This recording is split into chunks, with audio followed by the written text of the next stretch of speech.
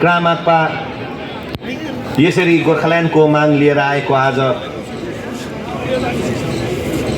24 वर्ष 6 महिनापछि हामी फेरि यो संसारको बृहत्तर गणतान्त्रिक देश भारतवर्षको यो सरकारलाई सुनाउने एउटा उचित ठाउँ सरकारले नै छानेर राखिदिएको जन्तर मन्तरको परिसरमा आयोजित धरना कार्यक्रमका मेरा आदरणीय सभापति, पार्टीका नेता कमरेड बीएम राई, पार्टीका शीर्ष नेता general secretary comrade Norbu Lama, पार्टीका शीर्षस्थ केन्द्रीय नेतृत्वहरू, दिल्ली शाखाका प्रेसिडेन्ट आदरणीय दाई उत्तम छेत्री, जो नेपाली भाषा सङ्ग्रामका एकजना सङ्ग्रामी पनि हुनुहुन्छ, त्यसरी नै हाम्रा दिल्ली शाखाका सेक्रेटरी टेकलाल श्रेष्ठज्यू, हाम्रो यो कार्यक्रमलाई आफ्नो अति व्यस्त कार्यक्रम माझमा पनि पर सारेर सुदूर हामी जस्तै दार्जिलिङबाट अलग राज्य गोर्खाल्यान्डको आकांक्षा बोकेर सङ्घर्ष गरिरहनु भएका मेरा आदरणीय भाइ राजनीतिक सहकर्मी अजय एडवर्डज्यू, हाम्रो पार्टीका अध्यक्ष जो आज हामी माझ सुरुदेखि नै बसिरहनु भएको छ, त्यसरी नै हाम्रो पार्टीका कार्यकर्ताहरू, नेतृत्वहरू, विक्रमादि भाइ अरू आदिहरू हुनुहुन्छ। दार्जिलिङ पहाडबाट हामी सँगै सिक्किम आनन्द एक्सप्रेसको स्लिपर क्लासमा S1 को 1 देखि लिएर 78 सम्म धक्का खाँदै खाँदै दार्जिलिङबाट लडी बढी गर्दै हामीलाई हामीले रिजर्भ गरेको सिटमा पनि हामी पो अनरिजर्भ जस्तो भएर आउँदै लड्दै आएका मेरा सङ्ग्रामी क्रान्तिकारी साथीहरूलाई सङ्ग्रामी अभिवादनमा राख्दै भारत सरकारलाई हाम्रो अलग राज्यप्रतिको प्रतिबद्धता, हाम्रो अलग राज्यप्रति सरकारको रवैया के छ सोध्न, साथै भारत सरकारको गोर्खाहरूप्रतिको अब अघिल्लो स्टेपमा भूमिका के छ त्यो कुरा सोध्न भारत सरकारले आज सरकारमा हुनुहुन्छ यशस्वी प्रधानमन्त्री, संसारभरि नाम चलेका एकजना भारतका प्रचलित नेता प्रधानमन्त्री श्री नरेन्द्र मोदीजी, जसले हाम्रै क्षेत्रमा आएर गोर्खाको सपना मेरो सपना भन्नुभएको थियो। उसै गरिकन वल्लभ भाइ पटेल पछि एकजना सशक्त गृहमन्त्रीको रूपमा स्थापित गृहमन्त्री श्री अमित शाहजी, जसले कालेबुङको डेलो डाँडाबाट गोर्खाहरूलाई बङ्गालले शोषण गर्दैछ, म गोर्खाको लागि चट्टान भएर खडा हुन्छु भन्ने हामीलाई आश्वस्त गर्नुभएको थियो। उहाँहरूलाई यो सम्झाउन आएका छौँ। उहाँहरूले हामीलाई दिएको वादा समझाउन हामी आएका छौँ। हम आज दिल्ली में इसलिए आए हैं कि भारत सरकार, यशस्वी प्रधानमंत्री नरेंद्र मोदी, श्री गृहमंत्री अमित शाह जी, उनको याद दिलाने है। आपने चुनाव के समय में, चाहे वो 19 की चुनाव हो, चाहे वो 21 की बंगाल की विधानसभा की चुनाव हो, इन चुनाव में आपने गोरखाओं के साथ रहकर कंधे पे कंधे मिलाकर भारत सरकार से न्याय दिलाने का जो वायदा किया था, वो वायदा आज पूरा करने का समय आ चुका है। वैसे तो इस जंतर मंतर की भूमि में भारत सरकार ने हमें अपना वादा, अपना बात रखने का जो एक प्लेटफॉर्म दिया है, वही प्लेटफॉर्म से हम ये बात बताने जा रहे हैं। आपको मालूम है, आज हमारे देश के साथ छिमेकी देशों का, हमारे पड़ोसी देशों के साथ रिश्ता इतना अच्छा भी नहीं है, लेकिन उन बुरी नजरों से बचाने के लिए आज गोरखाओं की जो भूमिका है, उन भूमिकाओं को हम याद दिलाते हैं। आज भी देश के इन सीमाओं में -50 डिग्री में हो या गर्मी की 50 डिग्री में, +50 में हो या -50 में हो, बीएसएफ में हो या गोरखा रेजिमेंट में हो, रह के सारे हिमालय क्षेत्र से लेके मरुभूमि तक सीमा पर डटे रहने वाले इन गोरखा सैनिकों के परिवार को आप किस तरह के न्याय देने की बात सोच रहे हैं, वो हम पूछने आए हैं। हर लड़ाई हमारे पड़ोसियों के साथ होती है। उन लड़ाइयों में हमने दर्जनों गोरखा शहीदों को इस तिरंगे पे लपेटे हुए अपने क्षेत्र में स्वागत करने का अवसर हमें मिला। इन वीर शहीदों ने अपने छाती को कभी भी देश के लिए पीछे मुड़ने का अवसर नहीं दिया। उनके हर दुश्मन की हर गोली गोरखा सैनिकों के छाती पे लगी, पीठ पे कभी नहीं लगी। पीठ पे गोली लेने वाले गोरखा नहीं है, छाती पे गोली लेने वाले उन गोरखाओं को आज भारत सरकार न्याय देने में क्यों कतराती है, ये पूछने हम आज दिल्ली में आए हैं। भारत सरकार इस संवेदनशील मुद्दे को ध्यान में रखे। आज आपको यह भी मालूम है, जिस तरह से आंतरिक सुरक्षा के लिए भारत की सैनिकों ने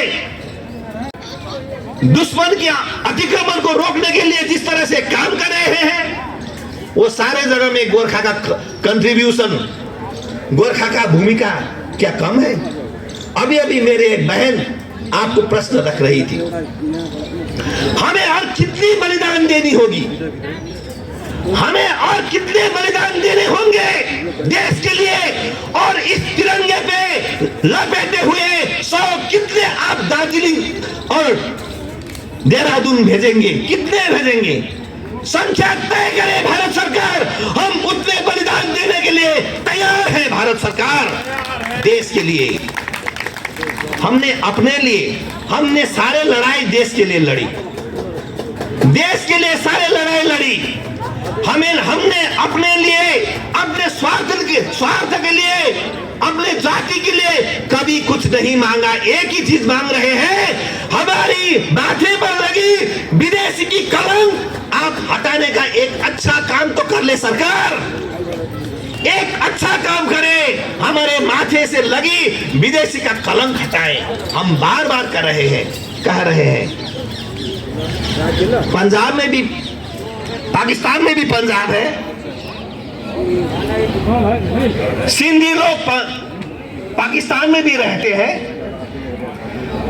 तमिल लोग तो श्रीलंका में भी रहते हैं, बंगाली तो बांग्लादेश में भी है। उनको तो आप कभी विदेशी नहीं कहते, उनको तो आप विदेशी नहीं कहते हैं, लेकिन हमारी पड़ोसी एक देश नेपाल होने के वास्ते हमें क्यों विदेशी कहते हैं? हम तो कटीले तार से उठा के तो हम भारत में नहीं आए। वी आर नॉट इन्फिल्ट्रेटर, हम तो अवैध रूप में भारत में घुसे हुए घुसपैठी तो नहीं है, ना तो हम शरणार्थी हैं। अरे हम तो 1815 की भारत ब्रिटिश इंडिया और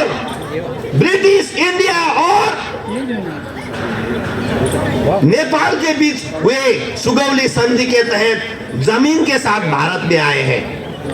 अरे जमीन के साथ भारत में आने के बाद वहां की सारी भूमि भारत की बन गई, वहां की पेड़ पौधे, कीड़े मकोड़े, खोला नाले वाले लोग भी भारत के हैं भाइयों, रहने वाले भी भारत के हैं। वो आप क्यों पूछते हैं कि आप विदेशी हैं? यही मैंने जो कहा, पंजाब में रहने वाले पंजाबियों के लिए पंजाब है, बंगालियों के लिए बंगाल है।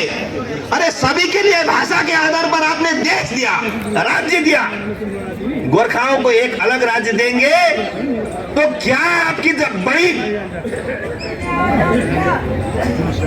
बड़ी नुकसानी क्या होगी, बल्कि देश को एक और मजबूत हाथ मिलेगा आपको, और मजबूत हाथ। इस देश को मजबूत बनाने के लिए गोरखा की ये कंध है, गोरखा की ये हाथ सदैव भारत के साथ है और बढ़िया तरह से रहेगी। तो आपने ही वादा किया है, हम ये बात समझाने आए हैं। हमने तो नहीं किया, हमने तो मांग रखी थी आपको, हमने मांग रखी थी, आपने वो मांग पूरा करने का वादा किया, संकल्प किया। संकल्प हम तो मानते हैं, संकल्प का मतलब होता है कसम। आपने कसम ली है गोरखाओं का मांग पूरा करने का, तो वो कसम पूरा करने का समय आ गया है। भारत सरकार वही याद दिलाने आए हैं। आज गोरखा अकेले नहीं, आज गोरखाओं के साथ अवश्य भारत सरकार है। तो उनकी कार्यकाल में, अब ये अंतिम पड़ाव पर ये सरकार की कार्यकाल चल रही है, तो ये उनकी कार्यकाल में उनका संकल्प पूरा करे, यही मांग लेके हम दार्जिलिंग पहाड़ से आए हैं। इसमें दिल्ली के हमारे कई लोग शामिल हुए हैं, विभिन्न राजनीतिक दलों के लोग मिले हैं। अगले साल चुनाव होने जा रहे हैं, उन चुनाव में क्या होगा वो दूसरी बात है। चूंकि हम तो चुनाव की राजनीति नहीं करते, हम तो मुद्दे की राजनीति करते हैं। इन मुद्दे को लेके आपने जो वादा किया, वो वादा पूरा करने का हम फिर अनुरोध करते हैं। इस दिल्ली की धरती पे आपकी सरकार है, भारत की सरकार आज है, वही उन्हीं को अलग राज्य देने का अधिकार भी है। बंगाल कहती है अलग राज्य उन्हें नहीं देंगे। हम तो यह भी कहते हैं 1956 की एब्जॉर्ब एरिया एक्ट के तहत दार्जिलिंग क्षेत्र को भारत में, बंगाल में एब्जॉर्ब किया है, उसको डीएब्जॉर्ब किया जाए, उसको अलग किया जाए और हमें अपनी भूमि में रहने का, अपने भाषा को बचाने का, अपने संस्कृतियों को बचाने का अवसर दे भारत सरकार। भारत सरकार हमारे दोहरा सुराल को बचाए, आप हमारे खान पान को बचाए। हम तो चिंगड़ी माछ नहीं खाते, हमारे लोग चिंगड़ी माछ नहीं खाते। पहाड़ में ठंडी होती है, हमारे वहां पे कुएं नहीं खोदे जाते, हम तो झरने की पानी पीते हैं, शुद्ध पानी। हमारे भौगोलिक अवस्थान अलग है, हमारे खान पान अलग है। हम तो ढेड़ो खाते हैं, हम तो गुंदरुक खाते हैं, आपको उसी को बदबू आती है उसकी, तो आपको। हम तो चिंगड़ी माछ नहीं खाते, माछ नहीं खाते। माछ का टेस्ट हमें मालूम नहीं है, बहुत चुभती है वो। जिस तरह से माछ की कंकड़ चुभती है, उसी तरह बंगाल में पीढ़ियों से हम चुभे जा रहे हैं, हमें दबाया जा रहा है। इस दबाव को मुक्ति दिलाने का काम भारत की सरकार है। मैं इतनी ही बात कहूंगा। हमारे समय 4 बजे तक है, मेरे और कुछ नेता हैं, तो हम तो बात हर समय भारत सरकार को कह रहे हैं, भारत सरकार हमें न्याय दो। हमने आपको 3 सांसद दिए, 3 बार दिए, 2009 से कंटिन्यू देते आ रहे हैं। बंगाल में आपकी 0 थी, हमने अभी तक देते देते आपका 18 बन चुकी। तो आप अगर और चाहते हैं, 42 चाहते हैं, जरूर किसी की इच्छा, डिजायर कभी कम नहीं होती, हम तो जानते हैं। अगर आप देंगे, गोरखालैंड भी आप ही लीजिए, लेकिन गोरखालैंड दीजिए। हम यही अपील करते हुए भारत सरकार की इस कार्यकाल में 24 तक गोरखाओं को न्याय दे, हमें न्याय दिलाए, बंगाल से मुक्ति दे। ममता बनर्जी की सरकार हो या वामपंथियों की सरकार हो, हमारे बहुत से लोगों का हत्या किया गया, उसकी न्याय दिलाएं। यही कहते हुए मैं अपनी बात रखता हूं। बार बार इस जंतर मंतर में आके हमारे बात रखने का जरूरत ना पड़े। भारत सरकार ने तो हमें कहा था आपको बार बार मांग करने की भी जरूरत नहीं है।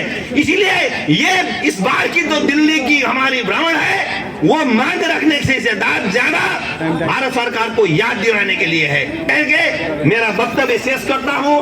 मेरे सारे दोस्तों को, सारे संग्रामी साथियों को बहुत बहुत धन्यवाद, अभिवादन, संग्रामी अभिवादन।